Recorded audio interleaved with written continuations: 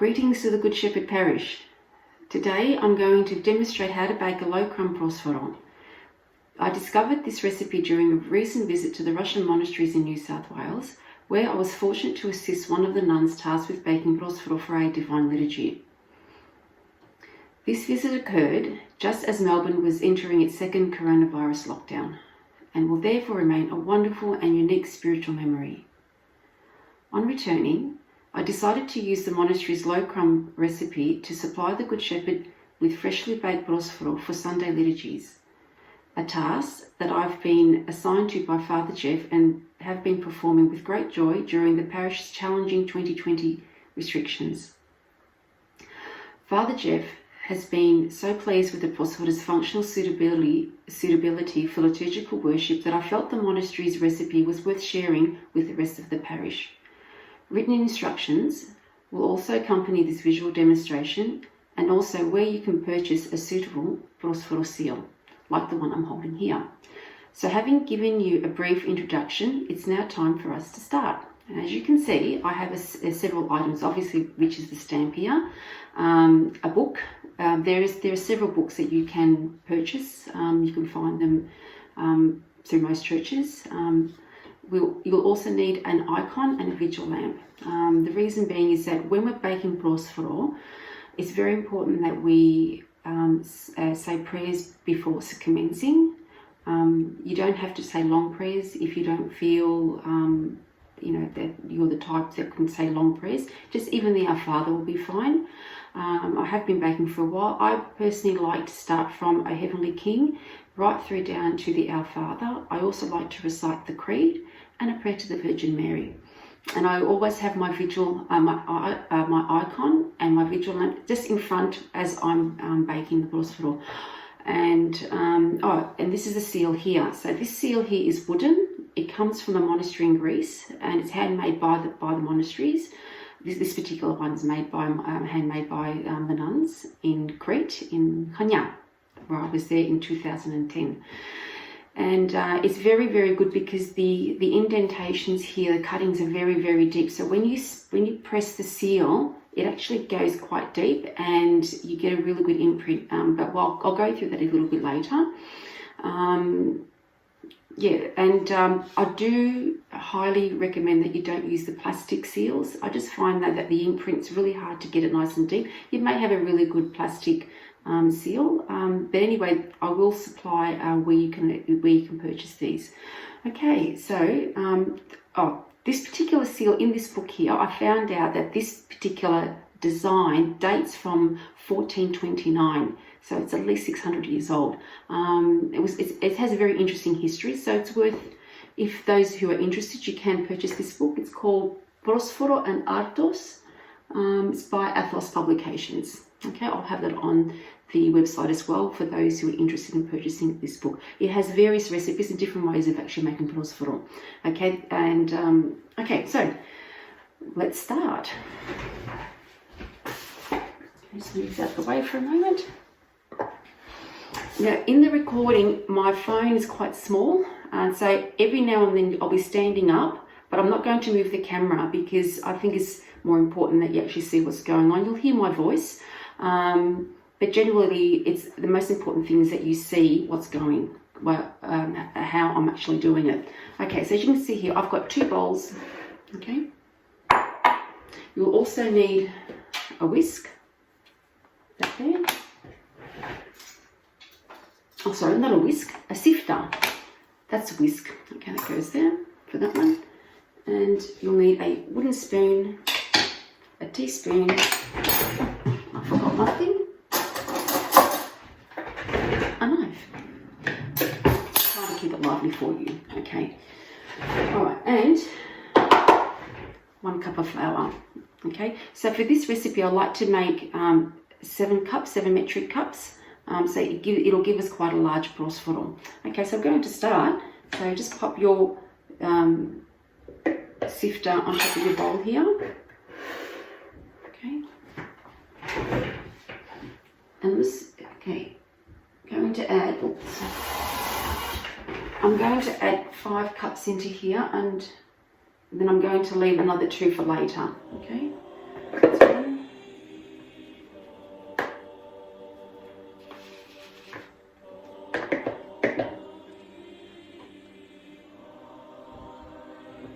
2,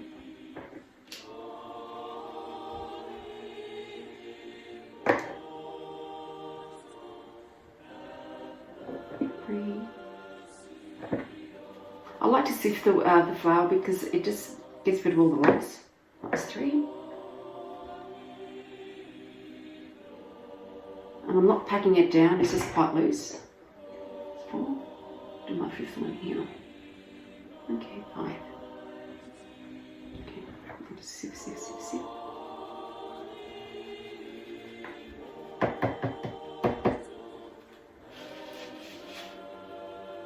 Okay, now,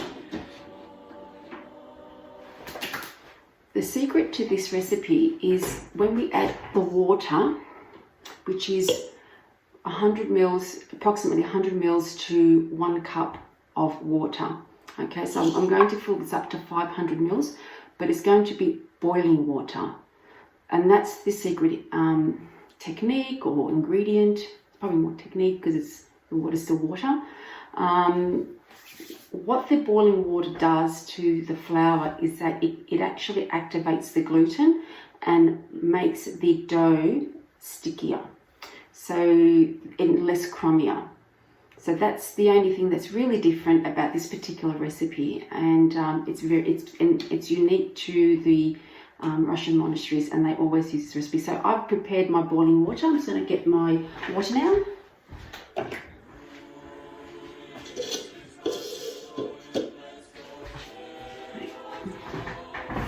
Add 500 mils.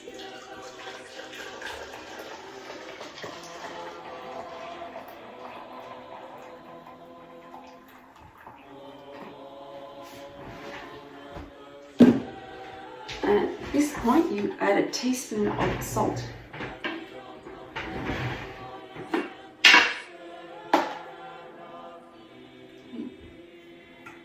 And stir.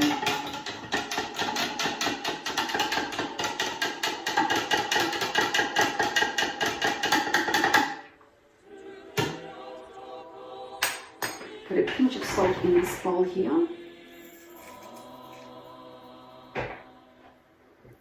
We're going to add about 150 mils.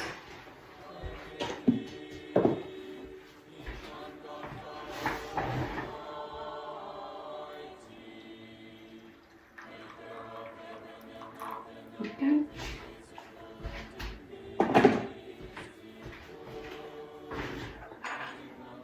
Give that a stir if you like a little bit as well.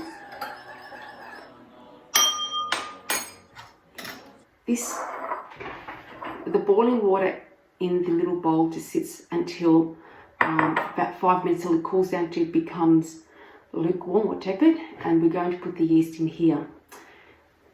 You cannot put yeast in boiling water because it will deactivate the yeast and there'll be no rising. Okay, so that's why we have the 2 separate bowls. Okay, so at this point I'm just going to move the icon down a little bit and to face the other way because I need the room now.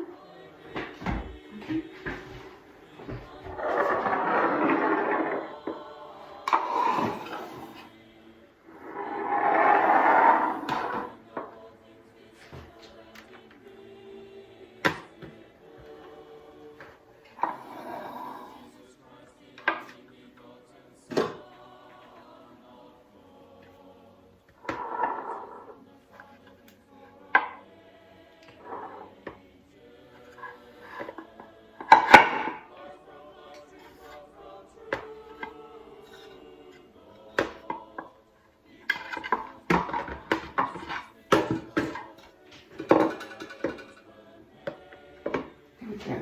Alright, so back to the dough.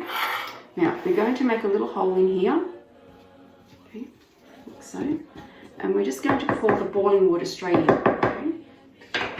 So I'm going to stand up for this point.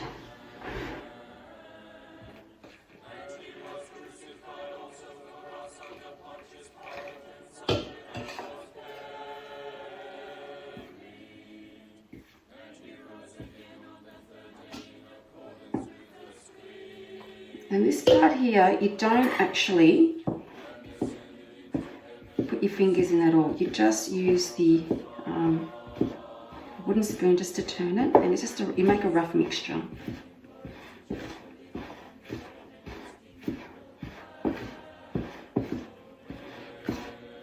This might need a little bit more. Let's see.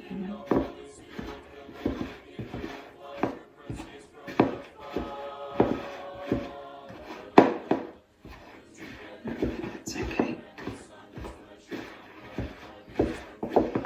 So all you want to do is create a bit of a rough mixture like that. Just blend, just mix the fold the boiling water and the flour together. Okay. There we go. Using a knife, just scrape off any excess from your wooden spoon. This is why I like this particular technique for that Mother Dulcifea showed me, because many people don't enjoy making prosphoro because your hands get covered in dough. This particular technique, your hands remain relatively clean. So for those of you who don't enjoy getting your fingers in and getting dough all over your fingers, this particular way of doing it is for you. Okay, so that's pretty much mixed through now. Now this is going to sit now for 10 minutes. Okay, I'm going to cover it with a towel.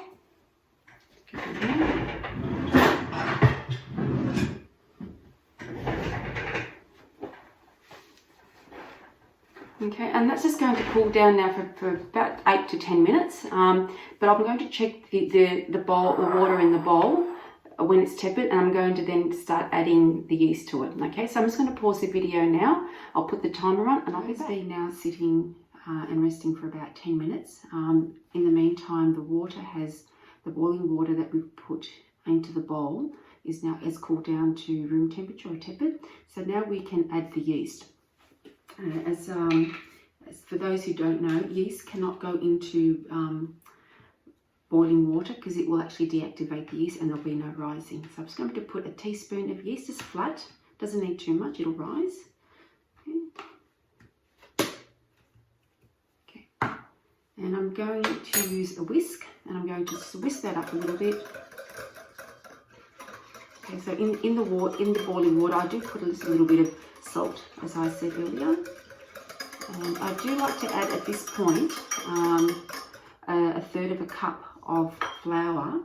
So once that's melted, like so, just add a third of a cup of flour.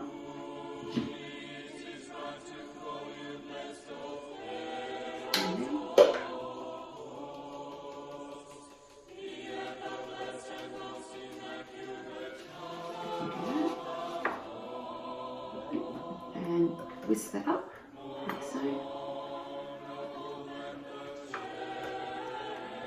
It's a bit like a pancake mix, but it's quite runny. So while I'm just doing this, I'll explain a few things. Now, I had earlier said that it was the measurements are 100 mils of water to 1 metric cup of water. I should have said 1 metric cup of flour. Okay. So that's almost done. So yeah, just a correction there from the previous clip.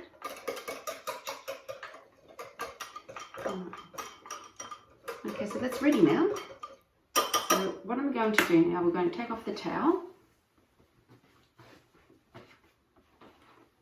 Okay, and we're going to place the mixture of the yeast and the third of a cup of flour, which we've whisked together. We're just going to pour it into the bowl with the dough that's been sitting there for 10 minutes. Okay, now I'm going to stand up at this point, and so you won't see my face anymore, but I will show you what I'm doing in the bowl. Okay. So all we're going to do now is just turn the dough over like so. And we want to mix the yeast through the rest of the dough mixture, which doesn't have the yeast. So you've got to give it a good mix. And as you can see, I am turning the bowl as I'm mixing it as well. That just sort of gives us, well, that's my technique to create a bit of an even consistency through there. So I can see that it's beginning to, the yeast mixture is beginning to work into the dough mixture that was sitting there for 10 minutes. Now, that 10 minutes just allows the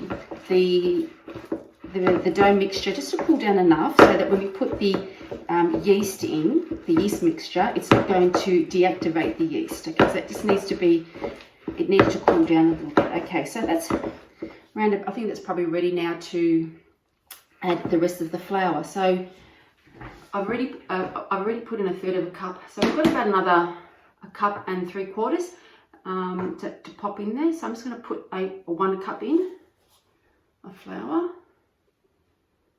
Okay, like so. Sift that in.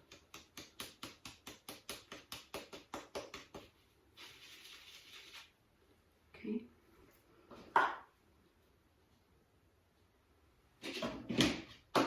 And now I've got the other sort of 2/3 of a cup of flour sitting nearby. Now, if you need to use more, you just add a bit more flour. The consistency of the dough is very, very important. It can't be wet, and it needs to be quite firm. But I'll just keep mixing this in. So, and we'll take you to the next stage.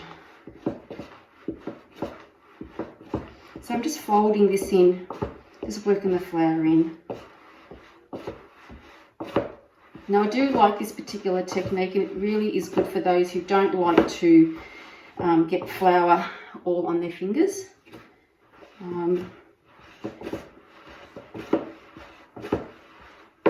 Some people prefer to put it through the machine for that reason alone, because they don't like getting the dough stuck in between their fingers and all that. But when it comes to Prosphoro, I really do prefer to do it all by hand, because it's an offering to God. I mean, unless you've got a physical ailment and you have to use a machine, but it just feels more of a offering if you do it all by hand. Okay, that dough's nearly ready to come out. Okay, I'll just have a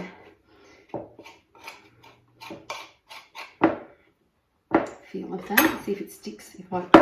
Okay, so it's not sticking to my hand, so I can pretty much work it into the bowl now with my hand, and that's ready to come onto the bench in a minute. Okay, put this over here.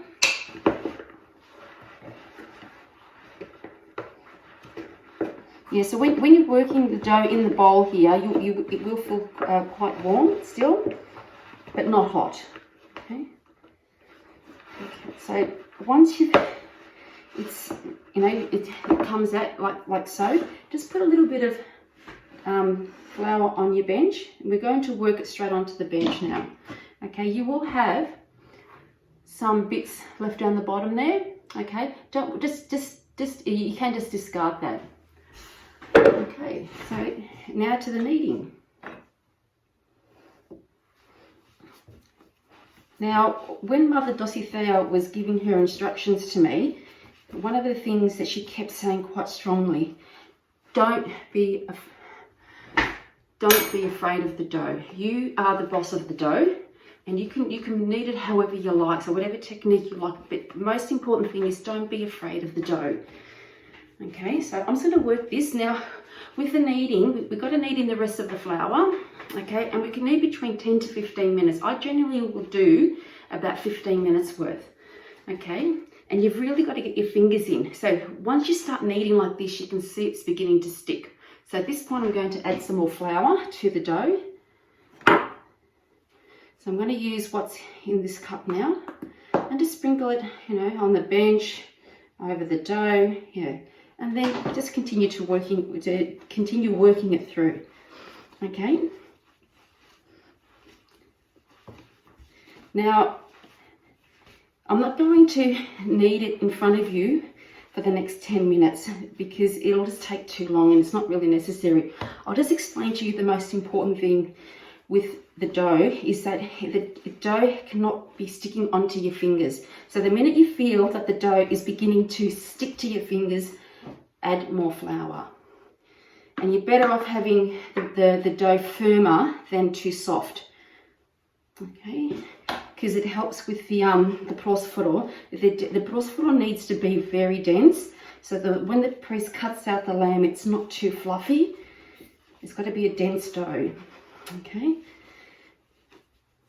All right. Now, towards the end of the process, the dough that we're kneading is going to be divided into two, but not at this stage. It'll be at the end. The two separate buns represents heaven, the uniting of heaven and earth. Okay. So that's why at the end, when we're preparing the Prosphoro for stamping, it gets divided into two. Okay. And I'm still feeling that it's a bit drier, but it's still wet. Okay. I'm going to end this particular part of the demonstration at this point.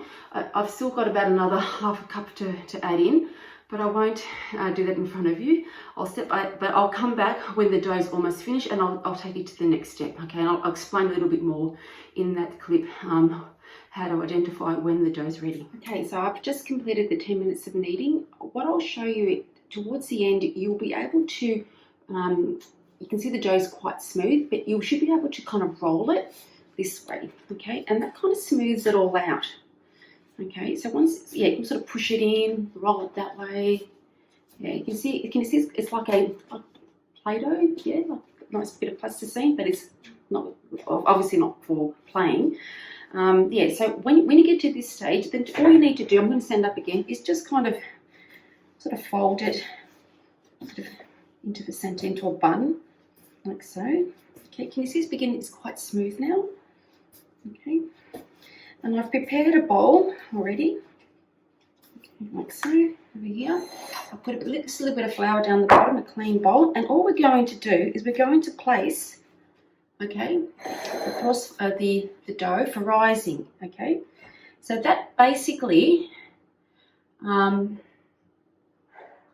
is the end of our first step, okay. So once it's in here, what we need to do is to cover it with Glad wrap.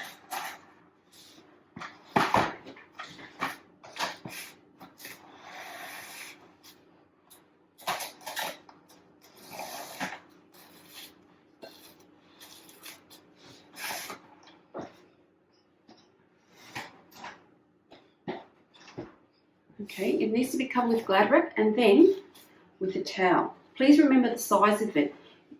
This needs to rise now by half, not double, by half. The reason being, look, if it goes to half, don't stress. All that will happen is that your Prosphoro will be a little bit more aerated. Okay, if it rises by half, by only a half, then the Prosphoro is more dense. Okay, it's more suitable for liturgical worship. Okay, so just pop a towel over that. Now, it needs to rise. So if it's a summer day, you can just pop it on a chair or on a bed, cover it with some blankets, around about 45 minutes to an hour. If it's winter, you'll need to put maybe your an electric blanket and put it in the bed on top of your sheet, and then cover it with blankets. Okay, check it after about 45 minutes to an hour. Okay, but on warmer days, yeah, you might even rise within 40 minutes. So you do need to keep an eye on it when the weather's quite warm. Okay, so that's the end of step 2 now. Okay, so I'm going to put this for rising, and I'll be back with the risen dough, and then we will begin step 3. Okay, so the dough has finished rising. It's ready to be prepared, but just before we do that, I'm going to speak about preparing a baking pan. Okay, I prefer, this is a 9-inch spring pan. Okay. Now you can see I already have some baking paper here that basically when I cut these out, I reuse them. Okay, so it's really simple, just a bit of good baking paper. Make sure that you get good baking paper. I happened to once use No Name, and it stuck to the bottom of the Prosphoro, which was not a good experience. So please make sure you do buy good quality baking paper. It's well worth it. So all you do is just take your bottom out of your spring pan, put it on top of your baking paper with a pencil, trace it out, then get your scissors, cut, right? And also cut out some strips, okay, that will fit on the inside of the pan all the way around. Okay, so I normally find that you need about 3 strips. Okay, so yeah, so that's your pan ready. Okay, and I'll just put this in so. I'll get back to that afterwards. Okay, so now it's time to prepare our risen dough for stamping. Okay, so I'm just going to lift this up here. Okay, so this is our fourth step in the instructions. You can see it's risen by about half. Okay. Just take the dough out. Put a bit of flour on your bench here, just a little bit. Sprinkle, sprinkle, sprinkle. That's it. Pull out your dough.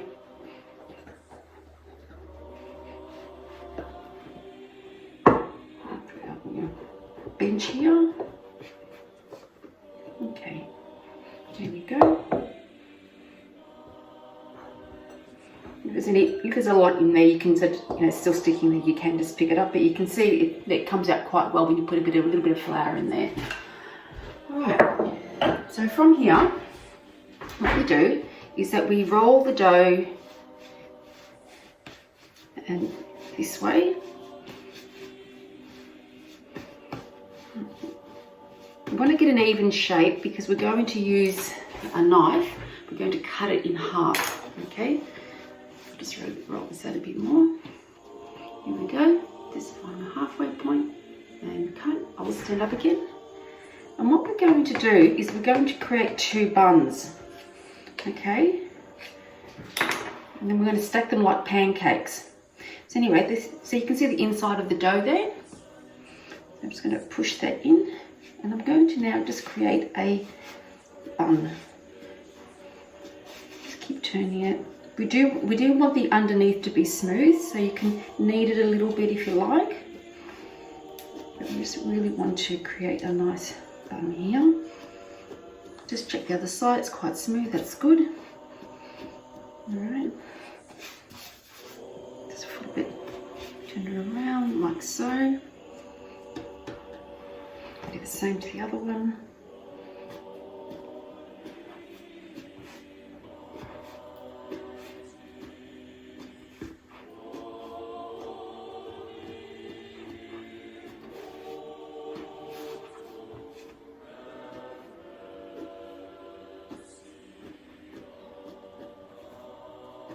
This is just my technique. If you have another technique that works better for you, just go ahead and do it.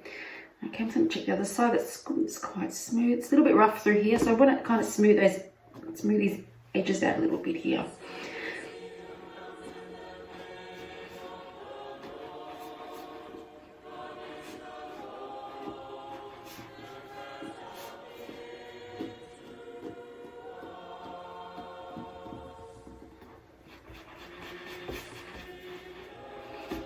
And that looks about right. So what I'm going to do now is I'm just going to press it down a little bit, flatten it out.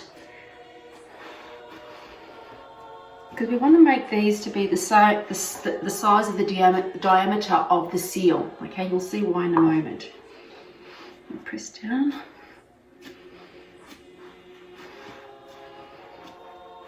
Yeah, don't be afraid to flatten out your dough. Okay, it's got to be about the same. Okay, all right, pick it up, maybe a little bit more.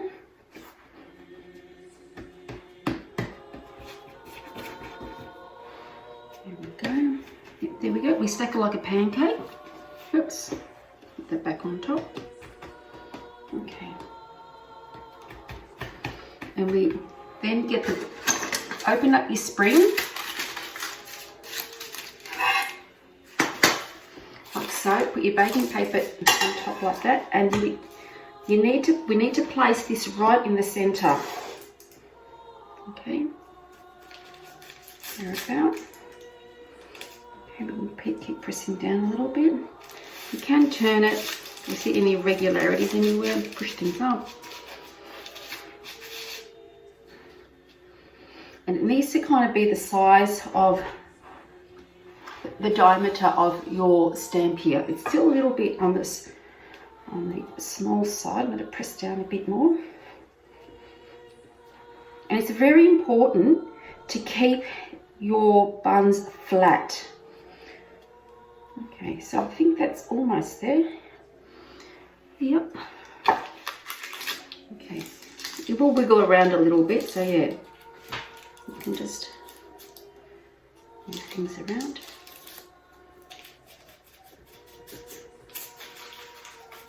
Okay, I think that's good enough.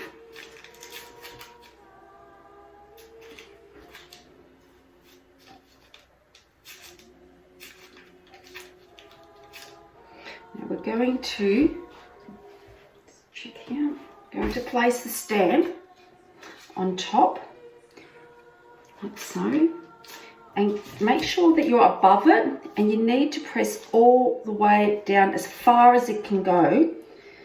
And just before I step any further, just the stamp, I've actually put a little bit of flour on there, but when you do that, give it a really good tap. Make sure there's no excess flour on that. Okay, I haven't pressed down too far, so well, it's going to be fine when I restamp it. Place it on top. Okay, and I'm going to press all the way down as hard as I can and even. Okay.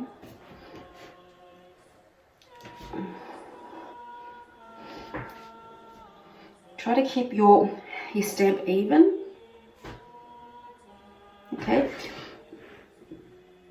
You can see all the dough coming, it is expanding outside of the seal, and that's what it's meant to do, that because you want to get the seal to be quite deep inside the dough.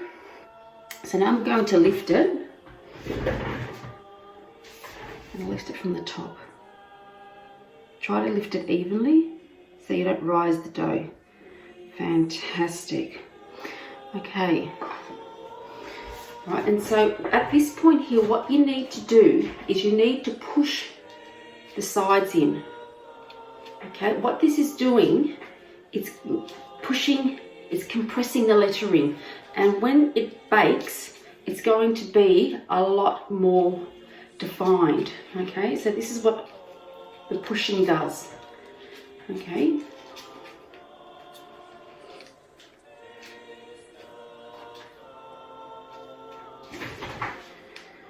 Alright, but in this next section, this next step, I need to pause the video, and I need to get the video to come on top of the Prosphoro so you can see where I'm going to make these incisions with the skewer. Okay. It's one of these. Okay. Alright, so I'm just going to pause the video, and I'll be back, and I'm going to lift the video on top so you're going to see exactly where I'm putting where I'm piercing. Okay, and what the piercing does, it just opens up the Prosphoro while it's baking, so it doesn't rise too much. We need the top to be quite flat. Okay, anyway, so I'm going to pause the video, and the next clip you'll see will be on top. Alright, so from here you should be able to see the lettering. Where this square is here, we're going to pierce in these corners all the way down. Can you see that? I'm going all the way down. Then I'm coming to this part outside the seal, and I'm going to also put in 3 holes on the outside, and it forms a cross. I'm going to do it on the corresponding other side. Okay, and on here as well.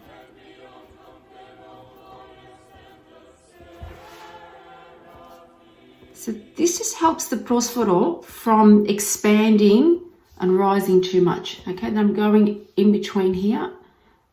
If you feel you'd like to put in a few extra holes, you can too. Anyway, so now that's ready, that's pierced. Now what we're going to do is we're going to put the tin on now, like so. And we're going to place the baking paper strips on the outside here.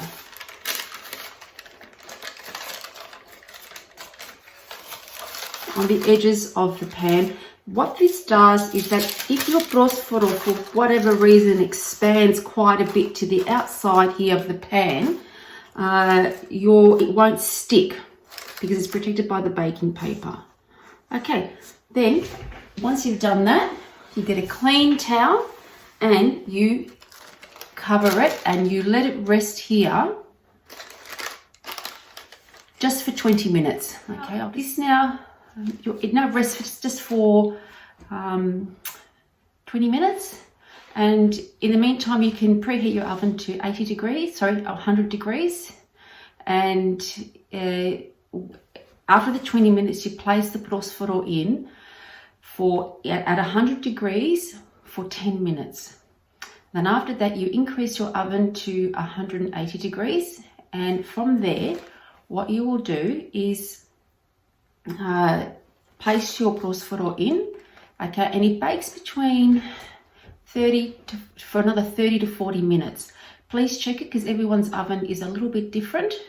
My oven is a little bit hotter towards the front, and what happens is my Prosphoro will rise more on one side. So I need to turn my Prosphoro around every 10 to 15 minutes, and then it bakes quite evenly. Okay, you need to get a golden brown color on top, and also needs to be baked from underneath. I've got some troubleshooting instructions with the video as well, that when you bring out your Prosphoro, if it's golden brown on top but it's actually not cooked from underneath, you put a bit of foil at the top, okay, and then you flip it upside down and pop it back into the oven until the bottom part becomes golden brown. It's really important that the Prosphoro is baked right through.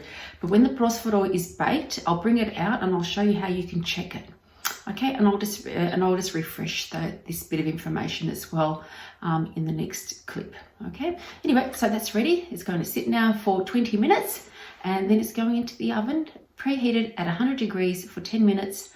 Then I'm going to increase it to 180 degrees, and it'll bake between 30 minutes to 40 minutes. Okay, so that's it. See you soon. This is baked. This is now golden brown. This actually baked in 35 minutes. Now, there is an irregularity. It's a little bit higher on this side. But before I troubleshoot this area here, we first need to check that the underneath is cooked. So using a towel, because it's just come out of the oven, it's really hot. Release the spring, take off the outside of the pan, remove the baking paper. Now, with a clean towel, I need to check the underneath. Okay, so let's have a look to see whether it's cooked. Okay, remove the bottom part. Let's use this one here.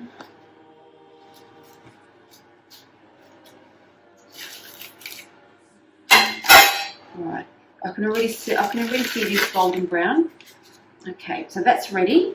Now another way of checking it is tapping it, which should have been done first, but yeah, you tap in the center and it should make a hollow sound. Now you can see it's actually a bit higher on this side here, so what we need to do, we need to flatten it out, because the inner part here, which is the lamb, if it's lopsided, it's very difficult for the priest to balance it on the as he's carrying it around on the chalice. I forget the name, the asterix, when they cover it. So just pop a towel over the top, and where it's risen higher, just gently compress it. Okay, just press down a little bit while it's still warm. It's possible just to push it down a little bit. Okay, this is what I was saying earlier, that my oven doesn't cook evenly, and I did turn it, but it still rose a little bit on one side. Okay, so we just need to compress this side a little bit. You will have a bit of cracking just around here, okay, but that's okay. It's the most important thing is flattening it out. So just keep pressing it, just gently. You can't do it when it's cooled down. It has to be done while it's hot. Okay. I'm just going to press this area down a little bit more. Let's have a look at it. Yep, that's beginning to flatten out. Okay, just a little bit more on this side here. Now do use a rack here, a rack, because you need to get some air from underneath. So I'm baking this, it's Saturday today, and I'm going to deliver fresh tomorrow to Father Jeff. I know at the monastery they bake on a Friday, and I think traditionally that's the day you're meant to make it. But I've been making it on a Saturday just because I have been. I'm probably doing it on the wrong day, but it's still an offering, and you can check with Father Jeff to see which day he prefers it on. Yeah, so, okay, so I'm just pressing that down a little bit more. Okay, that's much, much better, okay? Then all you do is just put your towel over it and it'll cool overnight, okay? And when it's cool, you can wrap it and have it ready for the next day. Okay, so that's that. Yeah, it's all finished, okay? So I'll finish the video here. And I'll be back in the morning with how we prepare the Prosphoro to be taken to the church. We need a couple of items, but I'll go through that tomorrow in the morning. Okay, well, I hope you've enjoyed the demonstration so far and that you're finding it easy to follow. It's now Sunday morning. I'm just about to prepare the Prosphoro to take to Father Jeff. As you can see, the Prosphoro, I've wrapped it in a towel overnight, so that you wrap the towel around the Prosphoro once it's cooled down. Okay, so that's, you can see the Prosphoro here. Okay, so when we deliver Prosphoro to Father Jeff, we need a few items. Inside here is the names for commemoration for the living and for the reposed. There's also some foil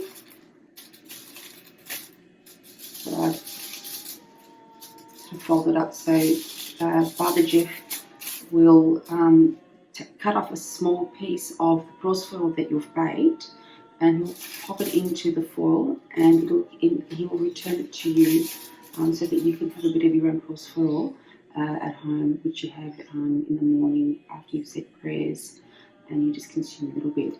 And you'll also need a delivery bag, it can just be a clean cloth. It doesn't have to be anything like what I've got, but there are bags that you can purchase specifically designed, or they're specifically made for Prosphoro delivery. This one is a pouch, okay, as you can see that's across the front here. So all I'm going to do is place the Prosphoro inside the pouch, like so. I'm going to also put in the names for commemoration and the foil.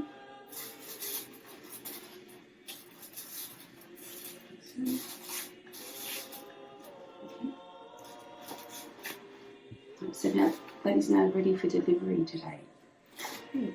So I hope you find these instructions beneficial and helpful, and I hope your Prosphoro comes out as good as mine. I've had to practice quite a few times to get it right, so don't lose heart if your Prosphoro doesn't quite work out the first time, or if you're struggling with the stamp. You can always ask people for some tips, but hopefully I've given enough information that it'll come out pretty well for you. Okay, just one more thing. It's with the stamping. If you want to, if your dough is dense enough and not so moist, when you stamp, it shouldn't stick. If you feel it may stick, you can dip it in a bit of the flour, but make sure you really tap the stamp really, really well and shake off all the extra flour, because if you've got any excess flour on the stamp, when you print it onto the two buns, it will leave a bit of flour there. So, but if your dough is dense enough and dry enough, you find that you won't need to put the stamp or the seal into the flour, just to sort of coat a little bit. Anyway, just a bit of an extra tip there for you. So thank you very much, and as I said, I hope you find the instructions beneficial and that you enjoy breaking your Prosphoro as well. Thank you very much, and God bless.